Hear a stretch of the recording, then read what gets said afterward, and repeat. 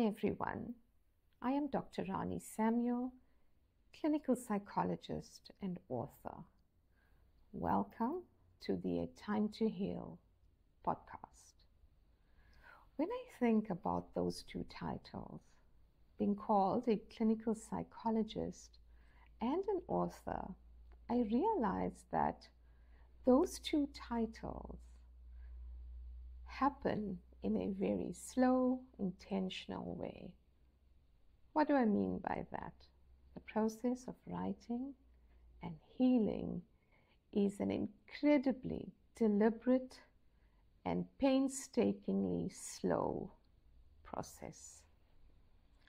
For the past 3 decades, I have worked as a psychotherapist, taking people from all ages, all walks of life, all social status, all financial status, and have walked with them through healing journeys from intense pain and suffering into the light of a new day.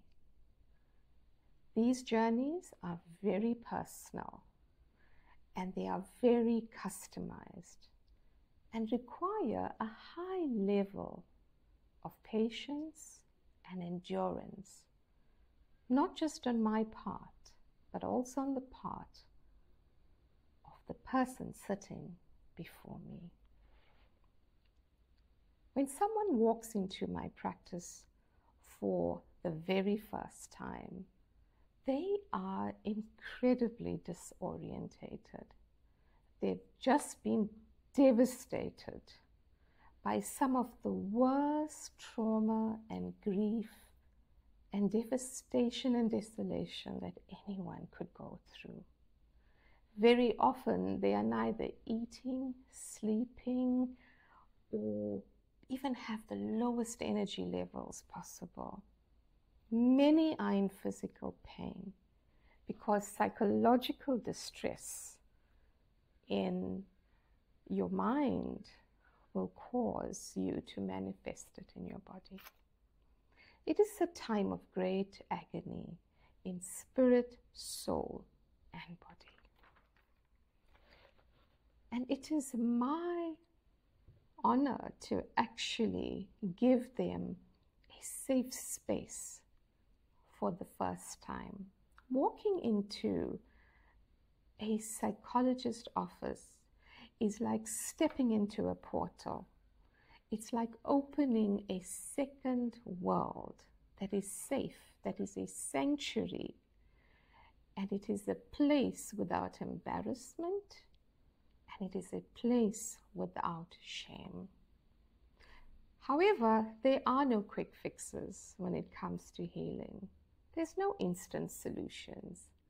It is a process and a journey, as I said, from darkness into marvelous light. Writing too is a very slow and intentional process. Any writer will tell you that it's ideas, that it's edits, that it's more edits and more drafts. And so the process continues. Ideas, drafts, and edits until there's a final product. So why start this A Time to Heal podcast on YouTube? It certainly seems almost counterintuitive to the work of therapy and the work of healing. As I began the process of planning and scripting, to find out what I really wanted to say, which topics I wanted to cover, where should I begin, where was the middle, where was the end, how long these things should be, because I know the attention of most of us is not very long. And I was thinking 8 to 10 minutes. A constellation of thoughts flooded me, and I really didn't know where to begin. At the same time, some of my very well-meaning colleagues and friends who are very active on social media began to tell me things like, you got to learn about the algorithms. SEO optimization, views, reels, shorts, going viral.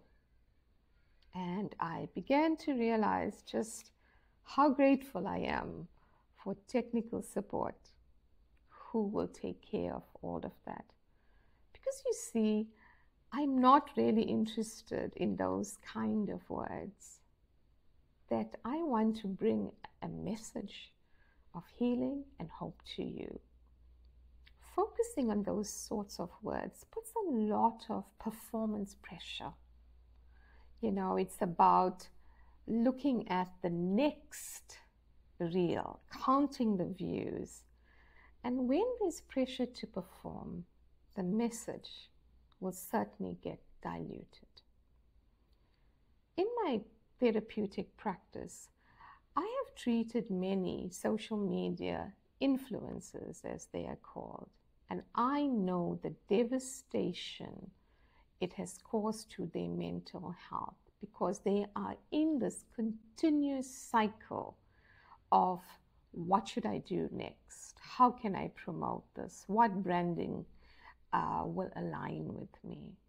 And it is devastating. I've also worked with good content creators, and they too suffer greatly. There's a lot of anxiety, and they work really hard to produce what they do, but it's done from a state of anxiety because monetization is everything. So once again, let me come back to this particular podcast. Why am I starting it? Why do I want to talk about healing and wholeness and the biblical spiritual path?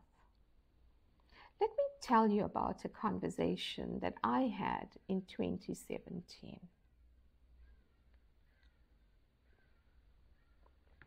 A close friend of mine took me to task about not being on social media. At that stage, I didn't have any accounts. And he gave me an earful and he challenged me. And he said to me that I have an unwillingness to share my knowledge about patients and everything they go through. He also challenged me as a mental health expert. Why was I not taking a platform and a place to speak and share knowledge and information and wisdom that I have gathered over the decades? Because as you know, mental health is now a global crisis. I recall telling him that I enjoy my quiet life of being in my therapeutic practice and writing and reading and doing all those solitary reflective things. If you come across psychologists, you will soon find that we are quite introverted people. We like being on our own, we like reading, and we like very reflective things because we have high people contact and we need a lot of time alone to recharge. I recall the total frustration on my friend's face. His next comment absolutely stunned me, and it was said out of irritation. And he said to me, "Don't you realize that if you die now, everything that you know dies with you?" He actually shocked me into awareness. What he said struck a chord with me. I began to feel very unsettled. I began to realize that I have to respond in some way, and that he was actually right, that I needed to review my thinking around social media and taking a space where I could bring encouragement and hope. I would encourage you too to evaluate that question for yourself. Consider all that you've learned over the years, all your studying, everything from your personal journey. If you die, it all goes with you. What would you like to do about it? So in 2018, I opened a few social media accounts and began posting quotes inspired by my patients and their journeys, but also from my own personal journey in God and learning and exploring the scriptures and being on a spiritual path of healing of my own. I also curated beautiful photographs on which I placed these quotes. And if you've been following my accounts, you're going to find hundreds there.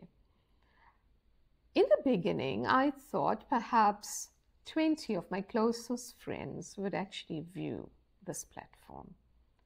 But it took on a life of its own.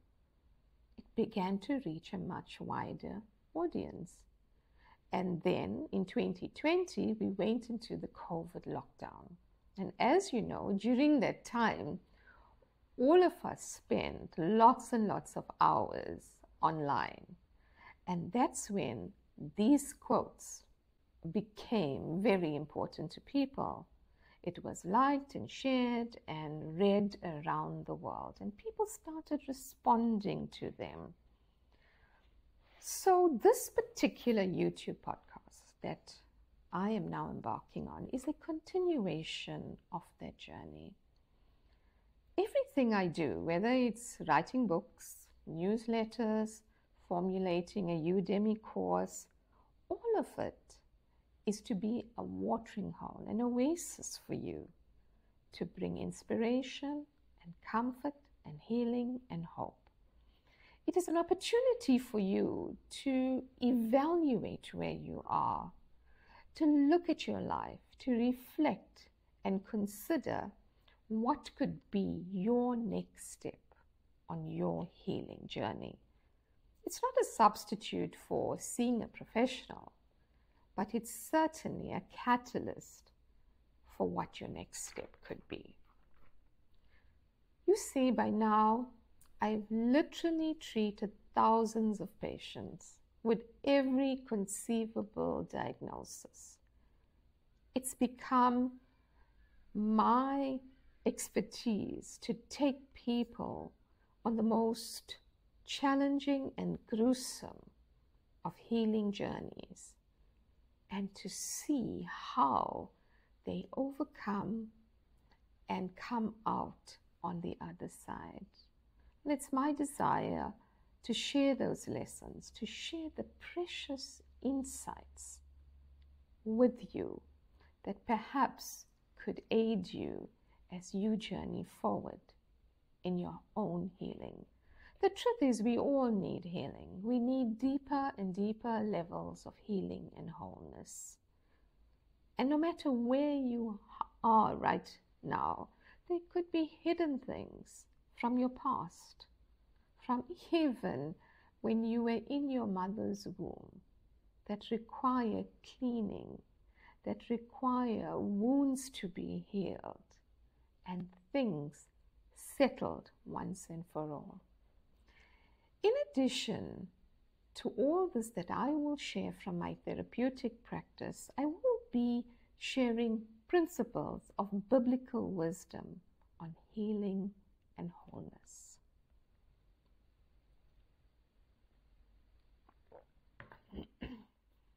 I would like you to know that my clinical practice consists of patients from every imaginable walk of faith. I also have an entire group of agnostics and atheists that frequent my clinical practice. Each and every one of them has been a teacher to me, shaping me into the healer that I am today.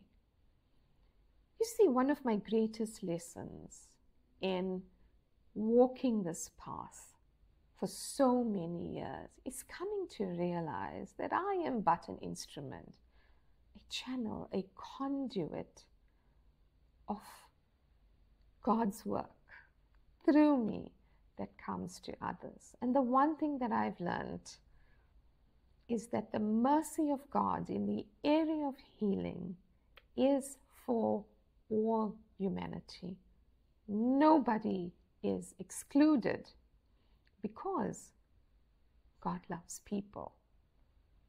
And it's God's goodness to flow towards you and to heal you. It has been my honor to walk beside every patient during their darkest moments of life.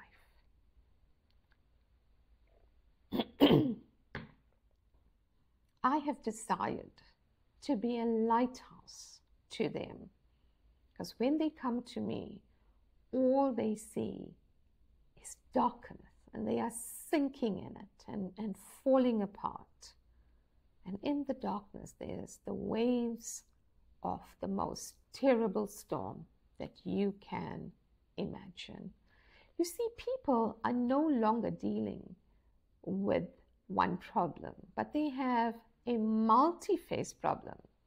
Not just all people, but you and I too. And we are dealing with perhaps a relationship problem, a financial problem, a health issue, a problem with a child, a problem at work. So it's no longer just a single problem. And that is what constitutes a major emotional storm. So just like my therapeutic practice is a lighthouse, I would like this podcast to also be a lighthouse for you during the worst of your emotional storms, when your soul is so tormented and you need peace and you need direction, you need foundation, and you need hope. And this is what I would like this particular platform to be about. Thank you for listening. See you next time.